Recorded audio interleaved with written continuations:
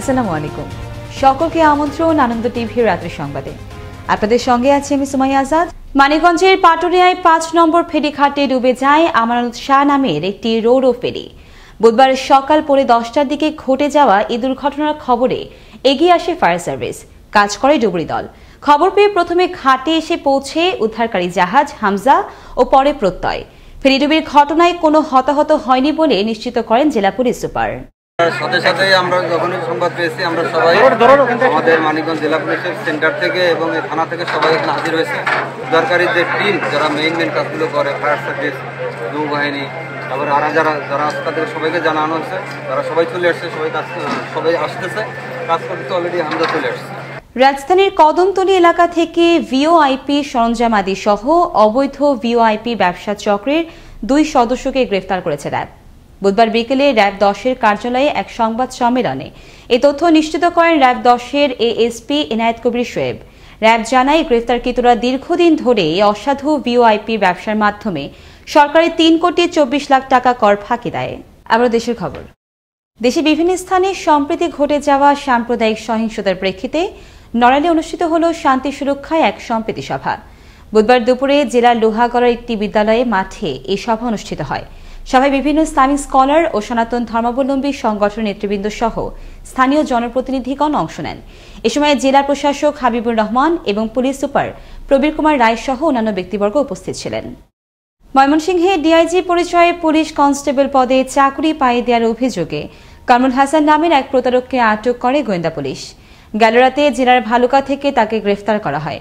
মঙ্গলবার বিকেলে একই অভিযোগে আরও ৩ প্রতারককে আটক করা হয় বলে জানায় ডিবি পুলিশ। বুধবার দুপুরে তথ্য নিশ্চিত করেন ডিবি পুলিশ কর্মকর্তা শফিকুল ইসলাম।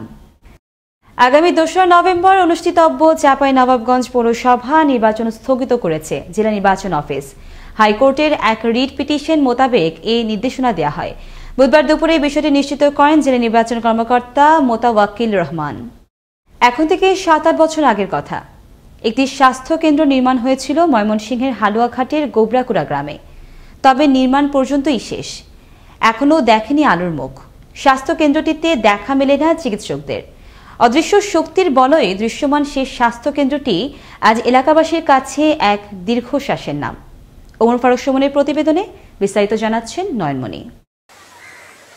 ২০১২-১৩ অর্থ বছরে এলজিএসপি এর অর্থায়নে ময়মনসিংহের হালুয়াঘাটে গোবরাকুড়া গ্রামে নির্মাণ করা হয় স্বাস্থ্যসেবা কেন্দ্র। স্থানীয়রা জানান, তৎকালীন ইউনিয়ন পরিষদের চেয়ারম্যান সালেহ আহমেদ সাধারণ মানুষদেরকে প্রাথমিক চিকিৎসা সেবা নিশ্চিতের লক্ষ্যেই স্বাস্থ্যকেন্দ্রটি নির্মাণ করেন। কিন্তু নির্মাণের ৭-৮ বছর পার হলেও আলোর মুখ দেখেনি স্বাস্থ্যকেন্দ্রটি। এতে চরম ক্ষোভ বিরাজ করছে স্থানীয়দের মাঝে।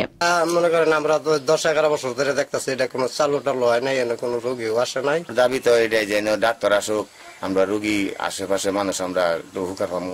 স্বাস্থ্যকেন্দ্র থাকলেও নেই ডাক্তার, তাই রোগীরও মেলে না দেখা।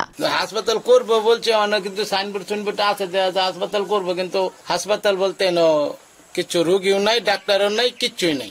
চাই যে এটা চালু হওয়ার জন্য, এই যখন চেয়ারম্যান ছিল তখন এটা করছে, করার পরে তার চালু হয়েছে না। স্বাস্থ্যসেবা কেন্দ্রটির খোঁজ নিয়ে কিভাবে চালু করা যায় সেই পদক্ষেপ নেওয়া হবে বলে জানান এই কর্মকর্তা। যদি স্বাস্থ্য অধিদপ্তর পর্যন্ত গড়ায় থাকে তাহলে ওটা ওখানে কোথাও আটকা পড়ে আসে, এটা আবার সচল করতে হবে। কোন পর্যায়ে গিয়ে কেন আটকে গেল সেটা খুঁজে বের করতে হবে, তারপরে আশা করা যায় একটা কিছু সমাধান আসবে। সরকারি পৃষ্ঠপোষকতায় স্বাস্থ্যকেন্দ্রটি চালু হলে গরিব অসহায় মানুষ পাবে স্বাস্থ্যসেবা, নিশ্চিত হবে সরকারি অর্থের সঠিক ব্যবহার। তাই দ্রুতই চালু হোক স্বাস্থ্যকেন্দ্রটি, এমনটাই প্রত্যাশা স্থানীয়দের। নয়নমণি, আনন্দ টিভি, ন্যাশনাল ডেস্ক। রাজধানীর উত্তরায় রাজক উত্তরা মডেল কলেজের হলরুমে কিশোর গ্যাং অপসংস্কৃতি এবং আমাদের করণীয় শীর্ষক সেমিনার অনুষ্ঠিত হয়। বুধবার সকালে অনুষ্ঠিত এই সেমিনারে র্যাব ১-এর অধিনায়ক লেফটেন্যান্ট কর্নেল আবদুল্লাহ আল মোমিনের সভাপতিত্বে প্রধান অতিথি হিসেবে উপস্থিত ছিলেন ঢাকা উত্তর সিটি কর্পোরেশনের মেয়র আতিকুল ইসলাম।